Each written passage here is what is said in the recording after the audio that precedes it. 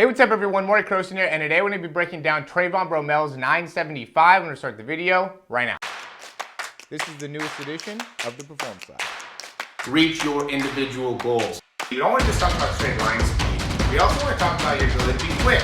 We break down your video. Let's make you into the quarterback I know you can become.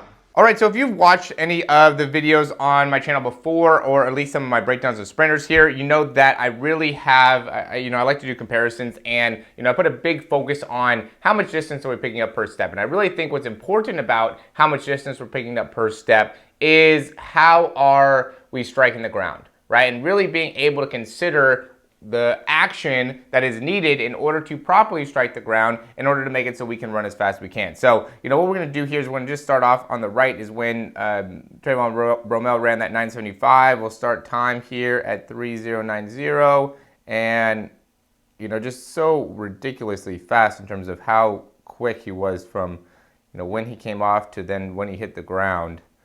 1.67. Right, and we could maybe even go back one, just to make it so it's a little bit more of like a doable thing here. So even if it's at 8.6, okay, because it's in between those two numbers, right? He's still able to get that back foot off the ground and then back on the ground in under 0.1 seconds, and really it's, let's see, 0.14, 7, it's about 0.81. Right, so it's almost at 0.8 seconds, right, is how fast he's able to get that back foot off the ground and back onto the ground, right? And then we'll look at this one. It's 0.03. Also interested how long he's spending on the ground. Yeah, about 1.6. But look at how long he's kind of long with that other step. I mean, not necessarily long in terms of time, 0.3.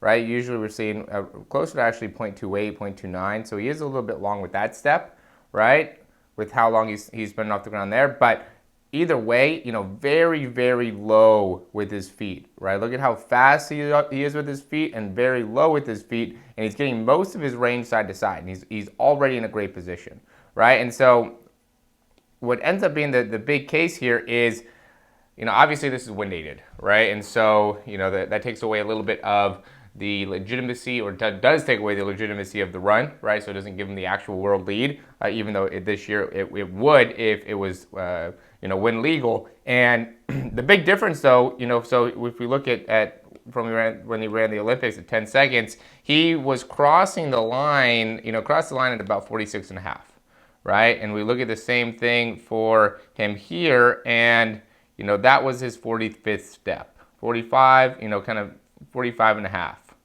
Okay, so he cut off a whole step there, right? And that's what ends up being the difference, right? So if we go and we look at 9.75, right, and obviously there's going to be a little bit more that goes into it, right, for contact time, things like that. But 9.75 in comparison to in comparison to 10 seconds flat, right? So it's a 0.25 difference.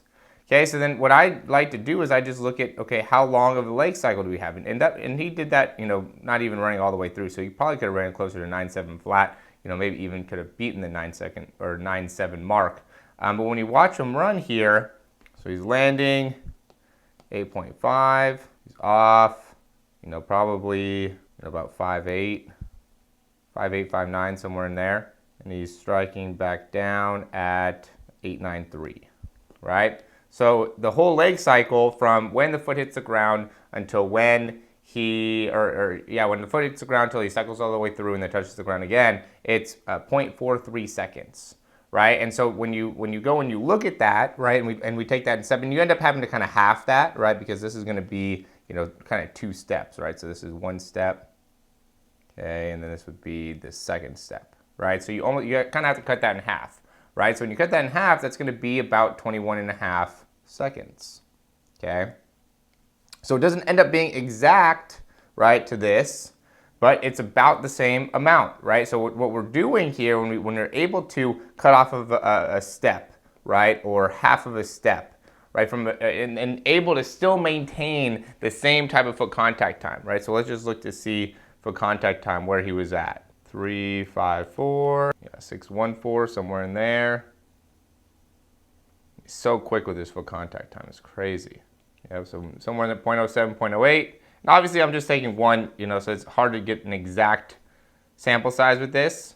So he's at maybe 0.42 here, right? So he even might be a little bit quicker in terms of, how much time he's spending on the ground and how much or how fast he is with the leg cycle, right? And so, because we were closer to 0.43 on this one, and maybe he's trying to be a little bit longer, with his cycle. It does look like he's allowing those legs to get a little bit more behind him, here on the right side. So, he might be intentionally trying to get more distance, but, it's not super wind aided, right? And to be able to cut off a whole step, I think is pretty impressive. And I almost want to say it's more than a whole step, especially, if you end up looking and really breaking down how far he is. Because, if we look at this one, I mean, we say 46.5, but he's a lot further away on this 46th step than he is here on his 45th step, right? And that almost even, looking more into it, when we look to see the, because he really, to me, should have won this, right? And if we look to see where you want to almost land, it seems like you want to be landing a little bit more with your foot underneath you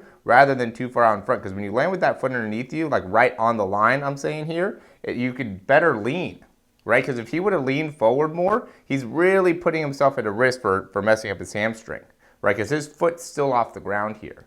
But if you can get that foot down, that does help with that lean. So as you're getting to that end, right, if you can time out getting that foot down to make it so then you could lean, if that ends up being a situation that you're in, seems like that could really help you out in being able to, really get yourself in a good position to be able to extend and be able to, potentially, cut off a millisecond or two, right? Because he ended up not making the Olympic finals by a millisecond here, okay? And so, yeah, I mean, I'm super excited to see how Trayvon Bromell continues to develop here. It does seem like he's putting a little bit more reach into it. His start looks amazing. I mean, he's just one of my favorite, sprinters. I've loved him since he was at Baylor, and how he even ran at Baylor. So, I'm a huge fan. I want to continue to see him, get better, have success. I love that he ran 9.75, and, I'm always excited to be able to do breakdowns on him because I think that his technique is just so, it just looks so good. And you can tell that he cares a lot about his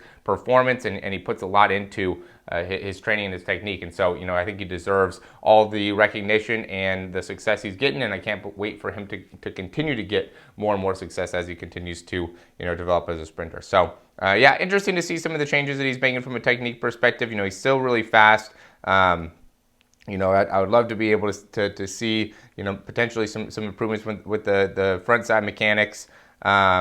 Instead of putting so much emphasis on the backside mechanics and maybe even, being able to develop a little bit of a, arm swing or a different type of arm swing to help him in, really propelling forward. But, those are going to be, it's easier to say those things when we're looking at it from this angle. There always is a lot more detail that we can go into once we can see the back and the front and start to get a better idea timing-wise of how, everything is being impacted and where he's landing on his feet, right? That's why I love that back view, is because now we could really get a better understanding of where he's landing and then being able to utilize that when it comes to speed development. So, yeah, if you like the information, click that thumbs up, subscribe to the channel. If you have any questions, comments, or recommendations, you can leave those down below. We're always trying to provide more value here. We have a bunch of things in the description down below. We've been getting more people in the speed program, which I'm really, really excited about. I love doing these breakdowns. I love helping guys that are in the speed programs. And a lot of the things, even with the guys that are doing the program that's without the breakdown, a lot of times I'll go and do some breakdowns there for you, just because I love it, right? And if you invest into me, invest into my business, invest into what I'm doing, I want to be able to help you out, right? I just am not as big of a fan of people that just send over videos of themselves sprinting and expect me to break those down, right? But if you go and you say, I think it's like $97 or something like that, and you go and you invest in that, I'm happy to do a breakdown for you. And it's 3 months of training. So it's 3 months, you get breakdowns, you get communication, accountability, all the things that you need to be able to succeed. The biggest thing with this is just, deciding to commit, right? And that's, again, what I love about, actually signing up for a program is now you are making the commitment. You're making the decision to be able to show up and work out, right? And that is something that, we all need to be able to do a better job of doing in order to make consistent improvement overall. So a lot of guys, I tell them, like, if you're looking to get faster, you got to sprint, right? And then you also got to be able to sprint correctly with the right mechanics. And so I think a lot of people are not taking that serious enough, and that ends up making it so it takes a lot longer for you to get to your end goal. So yeah, I mean, if you're still watching this, click that thumbs up, subscribe, and check out one of those programs. You know, get that Without the Breakdown program. I promise you, I mean, I know it says Without a Breakdown, but if you're still watching right now and you want to get a program, get that, and I'll take care of you. All right, thanks for watching. Talk to you soon.